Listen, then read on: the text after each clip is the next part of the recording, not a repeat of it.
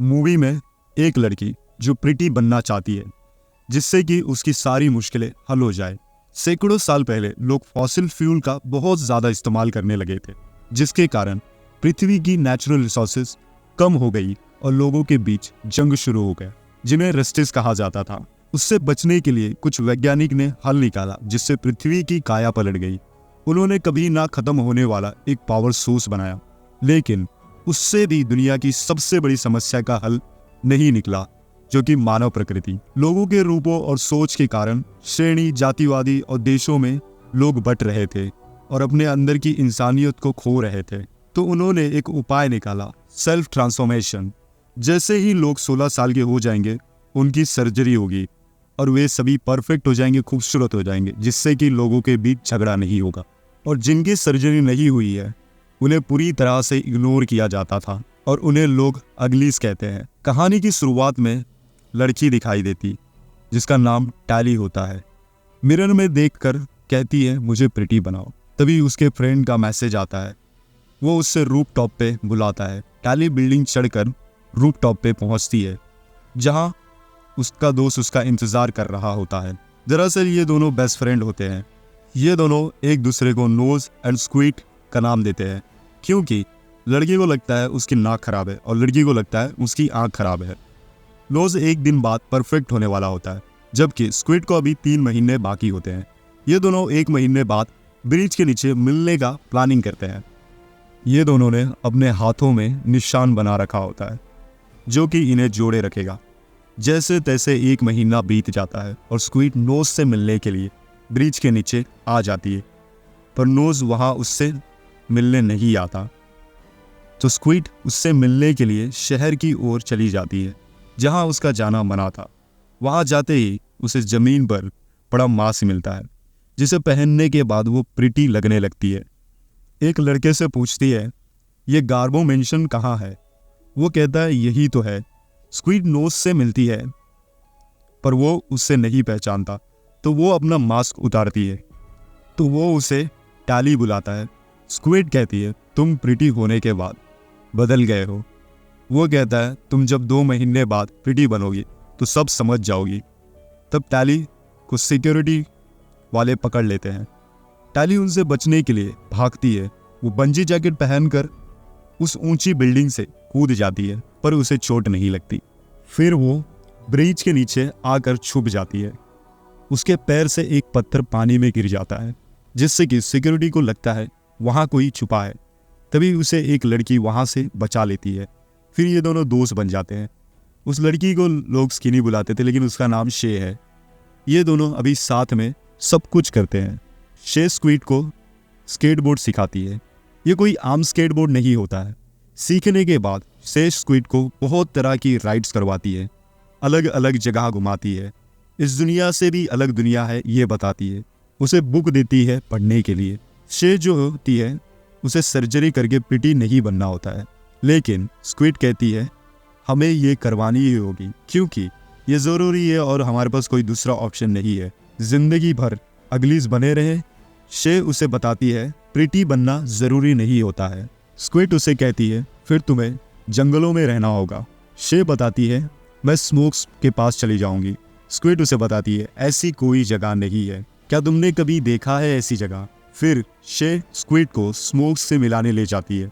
ये दोनों कल के दिन 16 साल के होने वाले होते हैं और इनकी सर्जरी होने वाली होती है और ये प्रिटी बनने वाले होते हैं। यहाँ शे बताती है मुझे आज़ाद ज़िंदगी जीनी है। सर्जरी के बाद हमें वैसी ही ज़िंदगी जीनी पड़ती है जैसे कि वे चाहते हैं। स्क्विड को प्रिटी बनना होता है, वो उसके साथ नहीं जाती। डेविड नाम का लड़का शे को द स्मोक्स की जगह पर ले जाता है। उसके बाद स्क्विड 16 साल की हो जाती है और वो जो सर्जरी के लिए तैयार थे इन सभी को बुलाया जाता है, लेकिन स्क्विड को नहीं बुलाते। उसे किसी और जगह ले जाया जाता है। वे उसे गवर्नर के पास ले जाते हैं जिसके अंडर में ये पूरा शहर आता है। उसका नाम होता है डॉक्टर केबल। वो टैली से पूछती है, तुम्हें पता है ना शे कहाँ है? टैली कहती है, नहीं, मुझे नहीं पता। लेकिन जो लाइव डिटेक्टर मशीन लगी होती है उसे पता चल जाता है कि टैली झूठ बोल रही है। गवर्नर उसे बताती है कि डेविड नाम का लड़का उसे बहला फुसला कर ले गया है, पर फिर भी स्क्विड उसे नहीं बताती है कि शे कहाँ पर है। लेकिन जो स्क्विड का पुराना फ्रेंड होता है नोज, वो स्क्विड को मना लेता है, फिर स्क्विड मान जाती है। गवर्नर स्क्विड को बताती है डेविड और स्मोक हम पर हमला करने के लिए हथियार बना रहे हैं, क्योंकि उन्हें लगता है वे जैसी जिंदगी जी रहे होते हैं वो जिंदगी बेहतर है, इसके लिए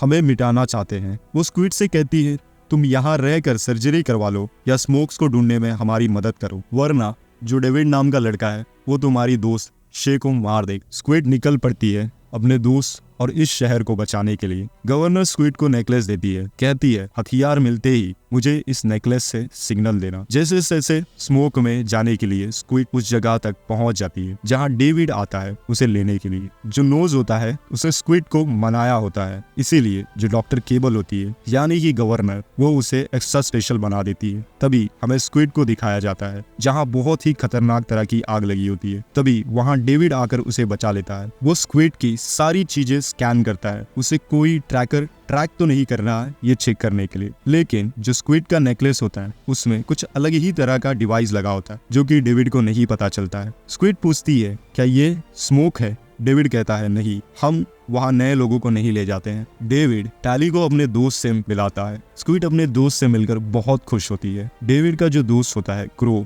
उसे टैली पर शक होता है, पर इन लोगों को ऐसे लोगों की जरूरत होती है। शे उसे पूछती है, ये नेकलेस तुम्हें किसने दिया है? टैली उसे झूठ कहती है, वो उसके फ्रेंड ने दिया है ऐसा बताती है। स्क्विड उसे कहती है, ये जगह बिल्कुल भी वैसी नहीं है जैसे तुम सोच रही हो। शे उसे कहती है, तुम यहाँ समय दो, यहाँ के लोगों को समझो, तब तक मैं किसी को नहीं बताऊंगी कि तुम मुझे वापस लेने आई हो। तुम्हें अपने सारे जवाब मिल जाएंगे। अब ये लोग आगे जाने से पहले वेस्ट पास को जलाने वाले होते हैं। दरअसल बात यहाँ पर ये होती है कि जो व्हाइट कलर का फूल होता है जमीन का सारा पोषण खींचकर उसे बंजर बना देता है। पर स्क्विड को बताया गया था कि वो जो प्लांट्स है वो ऑयल की जगह पर यूज करना सबसे सेफ एंड नेचुरल है, लेकिन ऐसा बिल्कुल नहीं होता है। वो फूल प्लैनेट को बेजान बना रहे थे और लोगों को सिटी में रहने के लिए मजबूर कर रहे हैं। ये कहते हैं तुम खुद हमारे साथ चलो और ये देखो, लेकिन डेविड का फ्रेंड नहीं चाहता कि स्क्विड उनके साथ आए क्योंकि उसे उस पर शक होता है। शे के कहने पर ये उसे साथ में ले जाते हैं। हेलीकॉप्टर में इन्होंने सोलार फिट कर दिया होता है जो कि अभी आग लगाने के लिए काम आता है। अब ये लोग आग लगाना शुरू करते हैं फूलों में जो कि जमीन को बंजर कर रही थी। तभी वहाँ पर इन्हें फील्ड में कुछ सिटी के लोग दिखाई देते हैं और शे तभी हेलीकॉप्टर से गिर जाती है। स्क्विड उसे बचाने के लिए हेलीकॉप्टर से कूद जाती है और वो शे को बचा लेती है। डेविड का फ्रेंड पूछता है, कोई बताएगा स्काउट ने हमें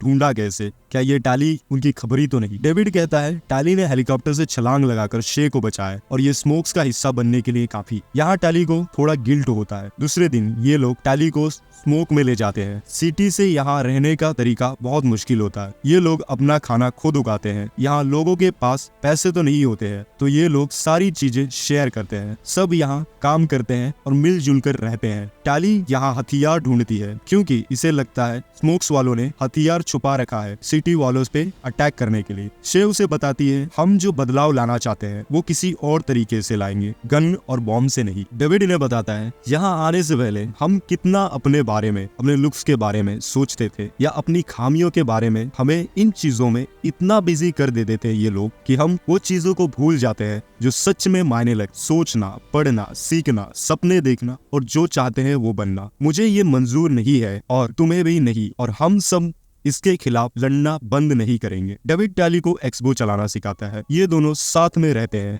और इनमें अच्छी फ्रेंडशिप हो जाती है। टैली के हाथ खराब हो जाते हैं तो इसीलिए डेविड उसे ग्लव्स देता है। डेविड टैली से पूछता है, तुमने इरादा कैसे बदल लिया? शे ने बताया था तुम यहाँ नहीं आना चाहती थी। वो कहती है, मैं खुद चूज करना चाहती हूँ मुझे क्या करना है। डेविड टैली को उसके पेरेंट्स से मिलाता है। डेविड के पेरेंट्स डॉक्टर केबल के लिए पहले काम करते थे। ये टैली को बताते हैं सर्जरी के बाद लोगों की सोचने की शक्ति कम हो जाती है, वो सुस्त हो जाते हैं, उनकी सारी फीलिंग्स मर जाती है, बस हमेशा झूठी खुशी के एहसास में चूमते रहते हैं। दरअसल वो पर्सनालिटी को मिटा देते हैं। डॉक्टर केबल लोगों को कंट्रोल करने के लिए ऐसा करती थी। डेविड के माता पिता नेचुरली सही जीने का तरीका लोगों को बता रहे हैं। ये लोग ऐसा सीरम बना रहे होते हैं जिससे लोग ठीक हो सकते हैं। उसके लिए इन्हें दूसरे सीरम की जरूरत है ताकि ये साथ में मिक्स करना होगा, जो कि डॉक्टर केबल के पास होता है। टैली को डॉक्टर केबल के बारे में सब सच पता चलने के बाद वो उसका दिया हुआ नेकलेस आग में फेंक देती है, लेकिन उसमें जो ट्रैकर लगा होता है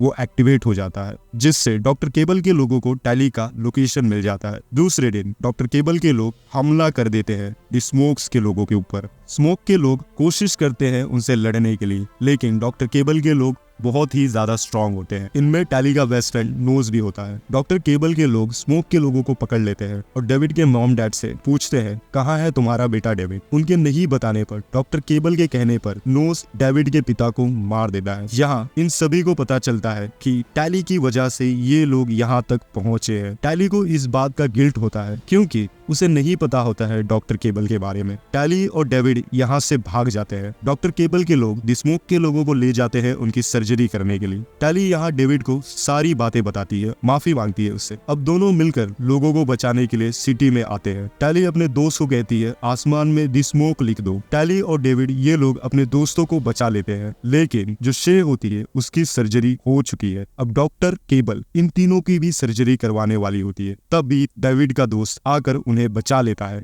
जाते समय डेविड की मॉम को जो सीरम चाहिए होता है वो वहां से ले लेती है। फिर नोज इन्हें रोकने के लिए आ जाता है। टैली उसे मना रही होती है, लेकिन डेविड के पिता को उसने मारा होता है, इसलिए डेविड को उस पर बहुत गुस्सा आता है। वो उससे फाइट करने लग जाता है, लेकिन जो नोज होता है वो डेविड से बहुत ज्यादा स्ट्रांग होता है, तो डेविड उसे मार नहीं पाता। इसीलिए टैली अपने स्केटबोर्ड से नोज को ढकेल कर मार देती है। वो बिल्डिंग से गिर जाता है। सब अब ठीक होते हैं। डेविड के मॉम को दूसरा सीरम भी मिल गया होता है और पहला सीरम उसने डेविड के पॉकेट में रखा होता है। अब डेविड का दोस्त कहता है ये क्योर शे पे इस्तेमाल करने के लिए, लेकिन उसकी मॉम जो होती है वो कहती है ये उस पर इस्तेमाल करना बहुत ही ज्यादा रिस्की है, शे की जान भी जा सकती और मैं बिना शे के परमिशन ये उस पर इस्तेमाल नहीं कर सकती। टैली कहती है आप वो क्योर मुझ पर इस्तेमाल करना, मैं बनूंगी इसकी टेस्ट सब्जेक्ट। मूवी के एंड में हम देखते हैं जो टैली है वो अब प्रिटी बन चुकी है, यानी कि उसने अपनी सर्जरी करवा ली है और मूवी का यहीं पर एंड हो जाता है।